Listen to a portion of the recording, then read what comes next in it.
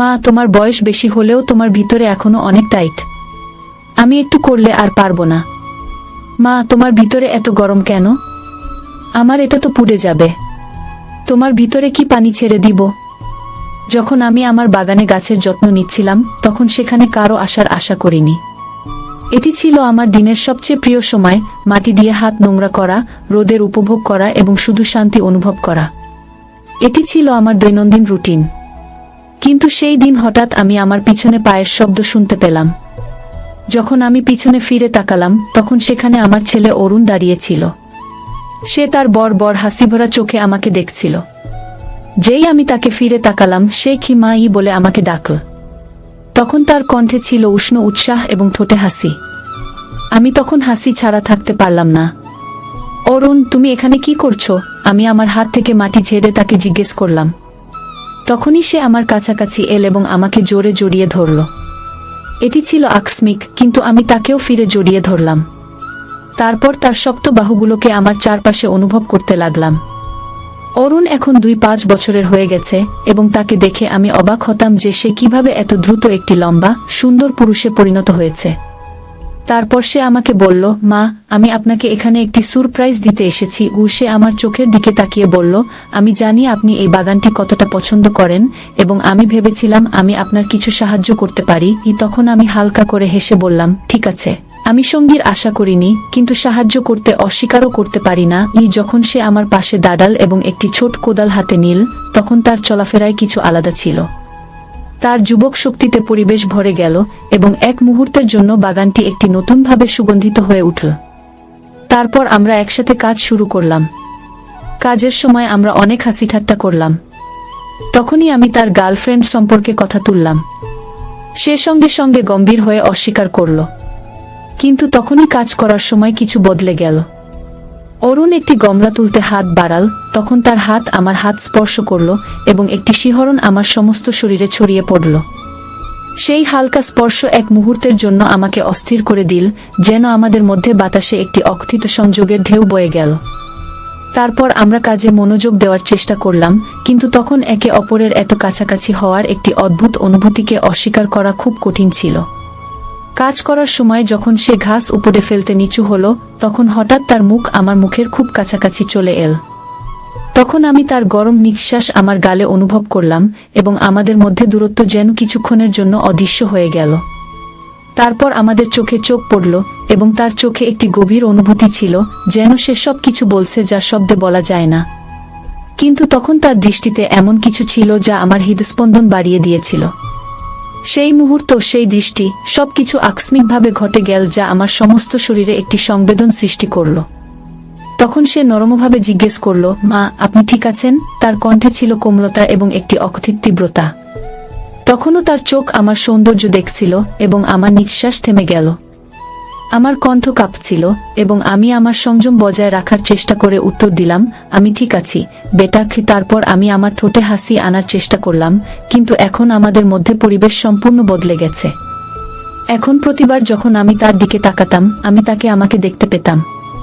তার দৃষ্টি আমার বুকের মধ্যে একটি হালকা আকাঙ্ক্ষা জাগিয়ে তুলছিল।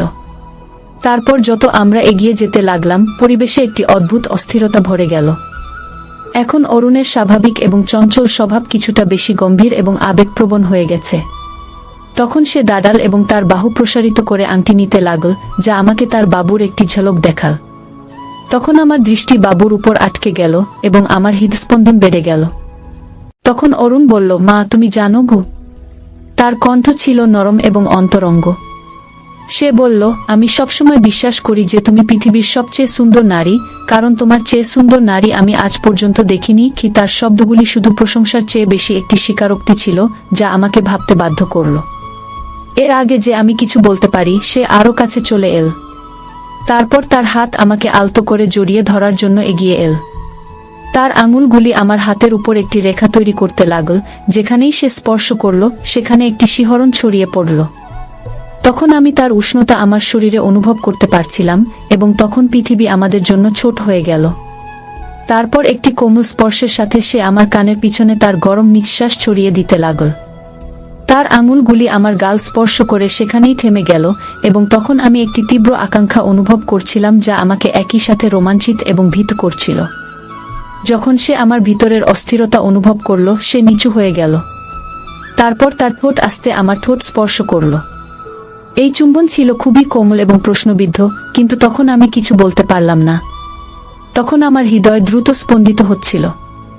আমি কখনো কল্পনাও করিনি যে আমার ঠোঁট তার ঠোঁটের সাথে এমনভাবে মিলিত হবে। তখনই চুম্বন আরও গভীর হতে লাগল, যেন আমরা দুজন বহু বছর ধরে বিচ্ছিন্ন কোনো প্রেমিক। তারপর সে তার হাত আমার কোমরে রাখল এবং আমাকে আরও কাছে টানতে লাগল। তখন তার স্পর্শে আমি একটি জ্বলন্ত আগুন অনুভব করলাম, যা আমি উপেক্ষা করতে পারলাম না। তখন আমাদের চুম্বনের মধ্যে অরুণের হাত ধীরে ধীরে আমার ব্লাউজের বোতাম খুলতে শুরু করল। এখন প্রতিটি গতি ছিল চিন্তাশীল এবং অকথিত প্রতিশ্রুতিতে পূর্ণ। তারপর যেই আমার কাপড় পরতে শুরু করলো, আমি ভিতর পর্যন্ত কেঁপে উঠলাম। সেই মুহূর্তে মনে হচ্ছিল যেন আমি সম্পূর্ণ অসহায় এবং অনিরাপদ হয়ে গেছি, কিন্তু একই সাথে হৃদয়ে একটি অদ্ভুত রোমাঞ্চ উঠছিল। মনে হচ্ছিল যেন সবকিছু খুলে গেছে এবং আমি নিজেকে আগের চেয়ে আরও মজাদার অনুভব করছি। সেই মুহূর্ত ছিল ভয় এবং উত্তেজনার একটি অদ্ভুত মিশ্রণ। তখন আমরা কিছুক্ষণের জন্য আলাদা হলাম এবং আমাদের শ্বাস পরস্পরের সাথে মিলিত হল। তখন আমাদের চোখ একে অপরের মধ্যে ডুবে গিয়েছিল। তখন অরুণ আস্তে ফিসফিস করে বলল, রাখো। তখন তার কণ্ঠে কিছু অদ্ভুত অনুভূতি ছিল। তারপর সে বলল, মা, আমি তোমাকে বলতে চেয়েছিলাম যে আমি তোমার জন্য কত গভীরভাবে অনুভব করি। কি এটি শুনে আমার হৃদয়ে একটি অদ্ভুত অস্থিরতা এবং ব্যথা উঠল। তারপর আমি ধীরে ধীরে আমার হাত উঠালাম এবং তার চোয়ালের কঠিন রেখা হালকা করে স্পর্শ করলাম। তখন তার চোখে এমন কিছু ছিল যা আমাকে আরও কাছে টানছিল। তখন আমি কিছু না বলে তার ঠোঁটের দিকে ঝুঁকে আরেকটি চুম্বন দিলাম। এই চুম্বন শুধু একটি সাধারণ অনুভূতি ছিল না, বরং আমাদের মধ্যে সেই অকথিত অনুভূতির গভীরতা দেখাচ্ছিল, যা শব্দে বলা সম্ভব ছিল না। সেই মুহূর্তে বাইরের বিশ্ব যেন কোথাও অদৃশ্য হয়ে গিয়েছিল। আমাদের চারপাশে নিস্তব্ধতা ছিল এবং মনে হচ্ছিল যেন আমরা দুজন কোনো আলাদা বিশ্বে হারিয়ে গেছি। এই মুহূর্ত শুধু আমাদের ছিল, যেখানে আমরা আমাদের সম্পর্কের সেই নতুন অনুভূতি আবিষ্কার করছিলাম, যা এখন ধীরে ধীরে আমাদের মধ্যে জাগ্রত হচ্ছিল। শেষ পর্যন্ত যখন আমরা একে অপর থেকে আলাদা হলাম, তখন আমাদের মুখ লাল ছিল এবং হৃদয় জোরে স্পন্দিত হচ্ছিল। তখন অরুণ আমাকে একটি হালকা কিন্তু মিষ্টি হাসি দিল। সেই হাসি এমন ছিল যেন সে জানত যে আমাদের মধ্যে কিছু পরিবর্তন হয়েছে। সেই হাসির সাথে সে বলল, আমি চা বানিয়ে আনি কি। এত বলেই সে রান্নাঘরে যেতে লাগল এবং আমি তাকে রান্নাঘরের দিকে যেতে দেখতে লাগলাম।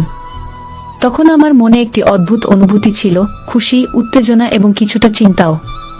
তার স্পর্শ এখনো আমার ত্বকে অনুভূত হচ্ছিল। এখন আমি ভাবতে শুরু করলাম যে এখন সবকিছু আগের মতো থাকবে না, কারণ আমাদের মধ্যে অনেক কিছু পরিবর্তন হয়ে গিয়েছিল এবং এই পরিবর্তন ছিল গভীর এবং স্থায়ী। তারপর যখন আমি ভিতরে গেলাম, তখন দেখলাম অরুণ রান্নাঘরে আছে। টেবিলে 2টি কাপ চা রাখা ছিল। তখন সে শান্তভাবে বসেছিল, কিন্তু তার চোখে সেই গরম উত্তেজনা ছিল যা আমি আগে দেখেছি। তারপর আমি হাসতে হাসতে চায়ের কাপ তুলে নিলাম এবং সেই মুহূর্তে অনুভব করলাম যে এই সম্পর্ক এখন একটি নতুন শুরুর জন্য প্রস্তুত। তারপর আমরা একসাথে বসে চায়ের চুমুক নিতে লাগলাম। তখন আমরা নীরব ছিলাম, নিজ নিজ চিন্তা মগ্ন। আমি এই নতুন শুরু নিয়ে ভাবতে লাগলাম যে আমি কি এটির মুখোমুখি হওয়ার জন্য প্রস্তুত। তখন অরুণও কিছু ভাবছিল। আমরা চায়ের চুমুক নিতে নিতে বসেছিলাম, কিন্তু তখন আমাদের মধ্যে নীরবতা অস্বস্তিকর ছিল না, বরং এটি অকথিত শব্দে পূর্ণ ছিল। আমি আমার দৃষ্টি টেবিলে রেখে দিলাম এবং অকারণে চা নাড়তে নাড়তে আমার ভিতরে উঠতে থাকা অদ্ভুত অনুভূতিগুলো বোঝার চেষ্টা করছিলাম। তখন অরুণ আমার সামনেই বসেছিল। সে খুবই স্বাচ্ছন্দ্যে মনে হচ্ছিল, খুবই স্বাচ্ছন্দ্যে, এই সব কিছুর পর যা এইমাত্র ঘটেছিল। তবুও তার দৃষ্টি আমার উপর ছিল এবং আমি তার উপস্থিতি আমার ত্বকে একটি গরম স্পর্শের মতো অনুভব করতে পারতাম। তখন সে আস্তে বলল, মা। তখন তার কণ্ঠ নীরবতা ভেঙে দিল। তারপর সে বলল, আজ আপনি আলাদা লাগছেন। আপনি ঠিক তো আছেন? তখন আমি তার দিকে তাকালাম। তারপর আমার এবং তার দৃষ্টি মিলিত হলো। তখন তার চোখে চিন্তা ছিল, কিন্তু কিছু আরও ছিল, কিছু এমন যা আমার হৃদস্পন্দন বাড়িয়ে দিল। আমি এমন অনুভূতির সাথে অভ্যস্ত ছিলাম না, বিশেষ করে অরুণের আশেপাশে। কিন্তু আমি আমাদের মধ্যে কি যখন সে সুযোগ দিচ্ছিল, তখন আমার মনের এক অংশ চাইছিল যে সবকিছু আগের মতোই থাকুক এবং আমি এই বিষয়গুলো উপেক্ষা করে যাই। কিন্তু আমার ভেতরের আরেক অংশ, যে ইতিমধ্যে সেই মুহূর্তের গভীরতা অনুভব করেছিল, সে জানতে চাইছিল যে সামনে কি হতে চলেছে। আমি বুঝতে পারছি, অরুণ। আমি ধীরে ধীরে বললাম, তখন আমার কণ্ঠ এতই নিচু ছিল যে মনে হচ্ছিল আমি নিজের সঙ্গে কথা বলছি। কিন্তু কিছু কথা সরাসরি বলা সহজ হয় না। তখন সে কিছুই বলল না, শুধু তার গভীর দৃষ্টিতে আমাকে দেখতে থাকল। হঠাৎ কিছু না বলেই সে উঠে দাঁড়াল এবং টেবিলের চারপাশে ঘুরে আমার পাশে এসে দাঁড়াল। তখন সে এত কাছে ছিল যে আমি তার উষ্ণতা অনুভব করতে পারছিলাম। আমার শ্বাস যেন থেমে গেল। এখন আমাদের কিছু বলার প্রয়োজন নেই, সে ধীরে ধীরে বলল। তারপর সে তার হাত হালকাভাবে আমার কাঁধে রাখল। আমি তার দিকে তাকালাম এবং আমার হৃদয় দ্রুত স্পন্দিত হতে লাগল। তার স্পর্শ কোমল ছিল, কিন্তু তাতে এক অদ্ভুত গভীরতা ছিল। আমি জানতাম যে আমাকে পিছিয়ে যাওয়া উচিত, কিন্তু আমি জানি না কেন আমি তার দিকে আকৃষ্ট হচ্ছিলাম। তখন তার স্পর্শ আমাকে এক ধরনের শান্তির মতো লাগছিল। অরুণ, তখন আমি বলতে শুরু করলাম, কিন্তু আমার কথা থেমে গেল। ঠিক তখনই সে নুয়ে পড়ল এবং আমার কপালে একটি হালকা চুম্বন দিল। তারপর সে ফিসফিস করে বলল, সব ঠিক আছে মা। তার ঠোঁট এক মুহূর্তের জন্য থেমে গেল, তারপর সে কিছুটা পিছিয়ে গেল। কিছুক্ষণ ভেবেই সে বলল, মা, আমি তোমাকে ছেড়ে কোথাও যাব না। তার কণ্ঠে এত কোমলতা ছিল যে আমার হৃদয় যেন এক অদ্ভুত শান্তি পেল। যখন অরুণ আমার কাঁধে হাত রাখল এবং বলল, সম্ভবত এখন আমাদের কথা বলার প্রয়োজন নেই, তখন আমি নিজেকে থামাতে পারলাম না। সে তখন তাড়াহুড়ো করছিল না, শুধু আমার সঙ্গে ছিল, আমার প্রতিক্রিয়ার অপেক্ষায় ছিল। এবং যতই আমি এটা থামানোর চেষ্টা করছিলাম, ততই আমি আমাদের মধ্যে আকর্ষণকে অস্বীকার করতে পারছিলাম না।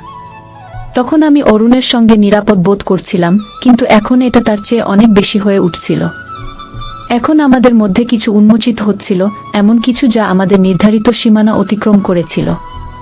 অরুণ, আমাকে না, আমি ফিসফিস করে বললাম। এর আগে যে আমি পুরো কথা বলতে পারি, সে ধীরে ধীরে আমার গাল ধরে আমার মুখ তার দিকে ঘুরিয়ে নিল। তারপর সে ধীরে ধীরে বলল, মা, তোমার কিছু বলার প্রয়োজন নেই, শুধু আমাকে এখানে তোমার সঙ্গে থাকতে দাও। তখনও আমার হৃদয় দ্রুত স্পন্দিত হচ্ছিল।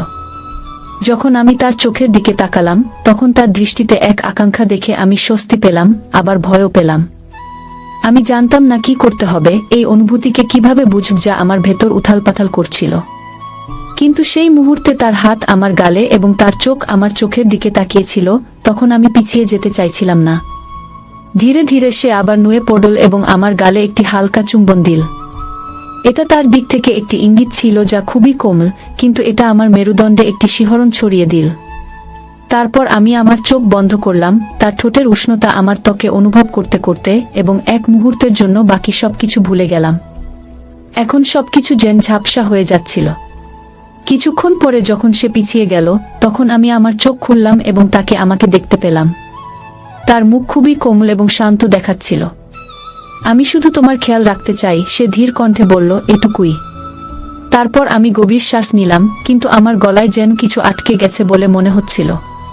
এটা আমার জন্য একদম নতুন ছিল এবং কিছুটা ভীতিকর, কিন্তু আমার ভেতর কোথাও না কোথাও এই সংযোগ অনুভব করার ইচ্ছাও ছিল। তারপর আমি ধীরে ধীরে বললাম, অরুণ। তখন আমার কণ্ঠ এতই নিচু ছিল যে সেটা শোনা কঠিন ছিল। তারপর সে হালকা হেসে আমার কানের পাশের এলোমেলো চুল ঠিক করতে লাগল। তারপর সে শান্ত স্বরে বলল, কিছু না মা, এখন আমাদের কিছু বুঝতে হবে না। এবং সেই মুহূর্তে আমি তার কথায় বিশ্বাস করলাম। তখন সম্ভবত আমাদের এখনই চূড়ান্ত সিদ্ধান্তে পৌঁছানোর প্রয়োজন ছিল না। সম্ভবত এটাই ঠিক ছিল যে আমরা শুধু এখানে একসঙ্গে থাকি এবং জিনিসগুলো নিজে নিজে সাজিয়ে নিই। আমরা দুজন কিছুক্ষণের জন্য নিঃশব্দে বসে রইলাম, কিন্তু আমাদের মধ্যে টান এখনো অব্যাহত ছিল, তবে এখন সেটা হালকা এবং সহনীয় মনে হচ্ছিল। তখন অরুণ আমাকে আর কিছু জিজ্ঞাসা করল না, এবং এর জন্য আমি মনে মনে তার কৃতজ্ঞ ছিলাম। সে আমাকে ভাবতে এবং বুঝতে সময় দিয়েছিল। কিছুক্ষণ পরে সে উঠে দাঁড়াল এবং কিছুটা টানাটানি করে বলল, তখন তার সেই পুরনো দুষ্টুমিভরা হাসি ফিরে এসেছিল। ঠিক আছে মা। তারপর সে চোখ টিপে বলল, কেমন হবে যদি আজ আমি আমাদের জন্য রান্না করি? তখন আমি তার কথায় হালকা হেসে ফেললাম। তারপর আমি বললাম, এটা তো খুব ভালো হবে। এবং তখন সত্যিই আমি কিছুটা স্বস্তি বোধ করছিলাম। তারপর সে রান্নাঘরের দিকে চলে গেল এবং আমি উঠে ঘরের দিকে গেলাম এবং শুয়ে পড়লাম।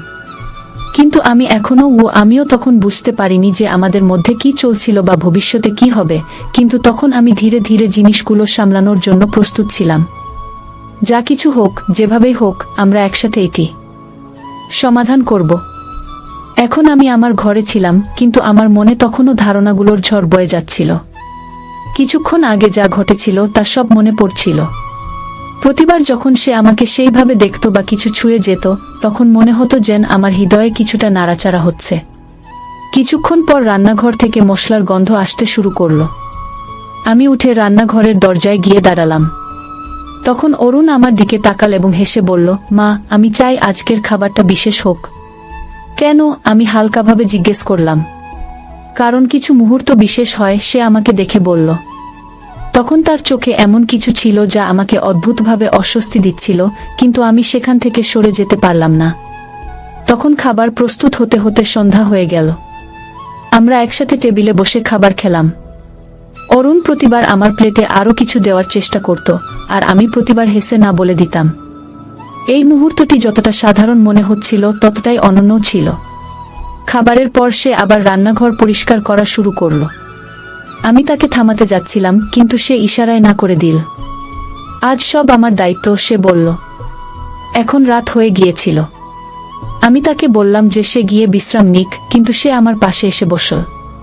তারপর সে একটি গভীর শ্বাস নিয়ে বলল, মা, আমি আপনাকে কখনো এত শান্ত এবং হারিয়ে যাওয়া দেখিনি। আপনি ঠিক আছেন তো? আমি তার দিকে তাকালাম। তার কণ্ঠে চিন্তা ছিল, কিন্তু তার চোখে আরও কিছু ছিল, সম্ভবত জানার কৌতূহল যে আমি কি অনুভব করছি।